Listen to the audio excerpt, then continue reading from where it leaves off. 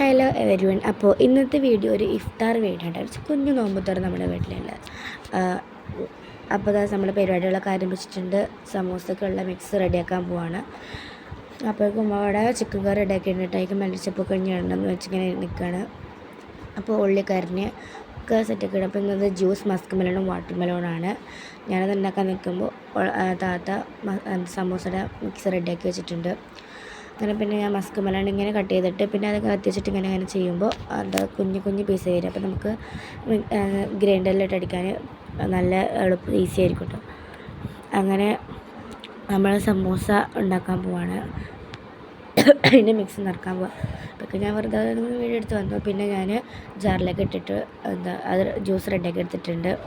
പിന്നെ ഞാൻ ഉണ്ടാക്കാൻ പോകണം വാട്ടർ മെലണാണ്. അപ്പോഴേക്ക് ഫാറ് കളിയിൽ വന്നിട്ടുണ്ട്. അപ്പോൾ ഓനെ പിന്നാലെ പോയപ്പോൾ സമൂസ കുറച്ചായിട്ട് കണ്ടു. അപ്പോൾ പിന്നെ ഓനെ വിളിച്ചു. അപ്പോൾ കച്ച പോകണമെന്ന് പറഞ്ഞിട്ട് ഓടിപ്പോവാണ്.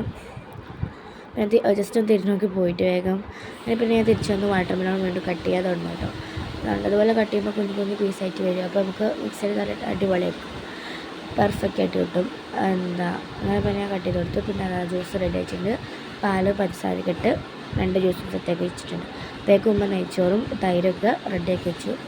അപ്പോഴേക്കും മാങ്ങ കൊടുക്കാനായിട്ടുണ്ട് കേട്ടോ. പിന്നെ നമ്മുടെ സമൂസ റെഡിയായി. അങ്ങനെ പിന്നെ ഞങ്ങൾ എല്ലാം സെറ്റാക്കി വെച്ചിട്ടിരിക്കാനും watermelon juice, muskmelon juice, കാരക്ക, സമൂസ, പിന്നെ തണുത്ത വെള്ളമൊക്കെ എടുത്ത് വെച്ചിട്ടുണ്ട്. അപ്പോൾ ഇതൊക്കെയാണ് നമ്മുടെ നോമ്പുതുറ. Bye bye.